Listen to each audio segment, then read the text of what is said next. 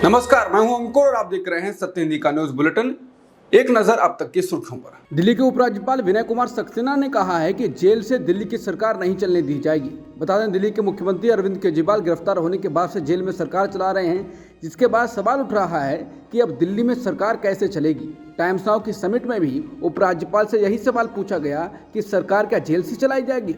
इस पर उपराज्यपाल विनय सक्सेना ने कहा कि मैं दिल्ली की जनता को आश्वस्त कर सकता हूं कि सरकार जेल से नहीं चलेगी। भारत ने अमेरिकी विदेश मंत्रालय के प्रवक्ता के उस बयान पर कड़ी आपत्ति जताई है जिसमें दिल्ली के मुख्यमंत्री अरविंद केजरीवाल की गिरफ्तारी पर टिप्पणी की गई थी। भारतीय विदेश मंत्रालय ने एक बयान जारी कर कहा है कि हम भारत में कुछ कानूनी प्रक्रियाओं पर अमेरिकी विदेश विभाग के प्रवक्ता की टिप्पणी की कड़ी आलोचना करते हैं। कूटनीति में देशों से दूसरों की संप्रभुता और आंतरिक मामलों का सम्मान करने की अपेक्षा की जाती है। एक लोकतांत्रिक देश से ये उम्मीद और भी बढ़ जाती है। भारत की कानूनी प्रक्रियाएं एक स्वतंत्र न्यायपालिका पर आधारित हैं जो उद्देश्यपूर्ण और समय पर फैसला सुनाने के लिए प्रतिबद्ध हैं। उस पर सवाल खड़े करना अनुचित है। भारतीय विदेश मंत्रालय के प्रवक्ता रणधीर जायसवाल ने सोशल मीडिया साइट एक्स पर इसे पोस्ट किया है। जालंधर लोकसभा से सांसद और आम आदमी पार्टी के प्रत्याशी सुशील रिंकू ने केजरीवाल को बड़ा झटका दिया है। वो बीजेपी में शामिल हो गए हैं। उन्होंने बीजेपी में शामिल होने के बाद कहा कि भाजपा में सिर्फ एक ही मकसद है। जैसे पंजाब से जुड़े सूबे आगे बढ़ रहे हैं, वैसा विकास ना तो जालंधर और ना ही पंजाब के अन्य राज्यों में दिखाई दे रहा है। वहीं पंजाब बीजेपी के प्रदेश अध्यक्ष सुनील जाखड़ ने कहा कि आप और कांग्रेस एक ही सिक्के के दो पहलू हैं।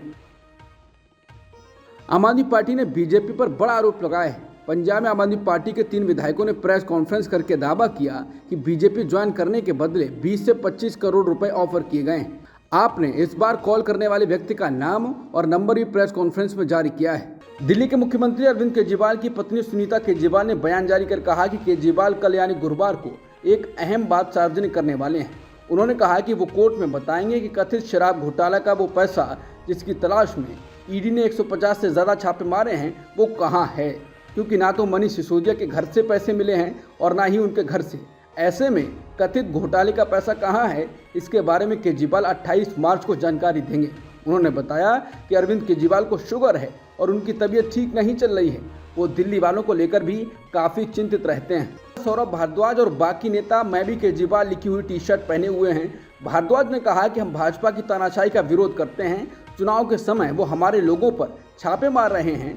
हमारे 4 बड़े नेता जेल में बंद हैं। उन्होंने तानाशाही की हदें पार कर दी हैं। वो आम आदमी पार्टी पर दबाव बना रहे हैं। वो हमारी सरकार को गिराने की कोशिश कर रहे हैं। हम लड़ते रहेंगे। काफ़ी सियासी उठापटक के बाद आखिरकार समाजवादी पार्टी ने रामपुर से अपना प्रत्याशी तय कर लिया है। आपको बता दें कि यहां से सपा ने मोहिबुल्लाह नदवी को मैदान में उतारा है। खबर है कि सपा के प्रत्याशी को रामपुर के पूर्व सांसद आजम खान का समर्थन नहीं मिलेगा।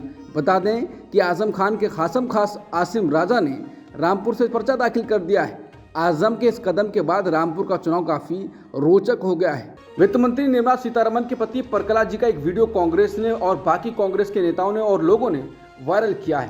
कांग्रेस नेता अलका लांबा ने ट्वीट किया है और कहा है कि इनका नाम है श्री परकला प्रभाकर। ये कोई आम व्यक्ति नहीं है, बल्कि एक जाने माने अर्थशास्त्री हैं और वित्त मंत्री निर्मला सीतारमण जी के पत्नी हैं। इनके मुताबिक इलेक्टोरल बॉन्ड इस देश का नहीं बल्कि विश्व का सबसे बड़ा घोटाला है। इसके आगे कहने को कुछ बाकी नहीं। TV9 भारतवर्ष ने पीलीभीत सीट का सर्वे किया है। सर्वे के मुताबिक इस सीट पर बीजेपी की जीत होती नजर आ रही है। सर्वे में बीजेपी की अगुवाई वाले एनडीए को प्रदेश की 80 में से 73 सीटों पर जीत मिलने का अनुमान है, जबकि इंडिया गठबंधन के खाते में महज 7 सीटें जा रही हैं। कांग्रेस के खाते में महज 1 सीट आ सकती है। शिवसेना उद्धव ठाकरे गुट ने लोकसभा चुनाव को लेकर अपने 17 उम्मीदवारों की सूची जारी कर दी है। पार्टी के सांसद संजय राउत ने ट्विटर पर इसकी जानकारी साझा की है। महाराष्ट्र में प्रकाश आंबेडकर ने महाविकास आघाड़ी को बड़ा झटका दिया है। वंचित बहुजन आघाड़ी ने एमवीए से गठबंधन तोड़ दिया है। पिछले कुछ दिनों से लगातार सीट शेयरिंग को लेकर महाविकास आघाड़ी और प्रकाश आंबेडकर की पार्टी के बीच चर्चा चल रही थी, लेकिन प्रकाश आंबेडकर की मांगों की वजह से मामला हमेशा अटक जा रहा था। कल आंबेडकर को एमवीए की तरफ से अल्टीमेटम दिया था, जहां उन्हें अपना रुख साफ करना था, और आज उन्होंने अपना स्टैंड साफ कर दिया है। गठबंधन में शामिल नहीं होने के ऐलान के साथ ही प्रकाश आंबेडकर ने 8 उम्मीदवारों के नाम का ऐलान किया। प्रकाश आंबेडकर खुद अकोला से चुनाव लड़ेंगे। राष्ट्रीय लोकतांत्रिक पार्टी ने लोकसभा चुनाव के लिए अपने प्रत्याशी के नाम का ऐलान कर दिया है। पार्टी ने नागौर से हनुमान बेनीवाल को अपना प्रत्याशी बनाया है। नागौर लोकसभा सीट कांग्रेस ने आरएलपी के लिए छोड़ दी थी। अब पार्टी ने इस पर अपने उम्मीदवार की घोषणा कर दी है। वहीं इसके बाद आरएलपी सुप्रीमो की पहली प्रतिक्रिया सामने आई है। उन्होंने धन्यवाद दिया है और साथ ही कहा है कि देश में संवैधानिक व्यवस्थाओं की रक्षा के लिए इंडिया गठबंधन के साथ मिलकर मजबूती से चुनाव लड़ेंगे। पश्चिम बंगाल के मुख्यमंत्री ममता बनर्जी पर विवादित टिप्पणी के मामले में बीजेपी के पूर्व प्रदेश अध्यक्ष दिलीप घोष अपनी ही पार्टी के निशाने पर हैं।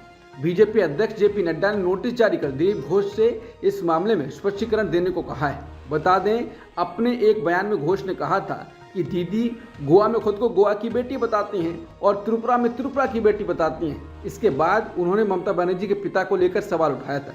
इसके बाद टीएमसी ने दिलीप घोष पर चुनाव आचार संहिता के उल्लंघन का आरोप लगाया। वहीं चुनाव आयोग ने पश्चिम वर्धमान के जिलाधिकारी से इस मामले में रिपोर्ट मांगी। आईपीएल टीम गुजरात टाइटंस के कप्तान शुभमन गिल पर 12 लाख रुपए का जुर्माना लगाया गया है। उन्हें स्लो ओवर रेट के कारण ये जुर्माना भरना पड़ेगा।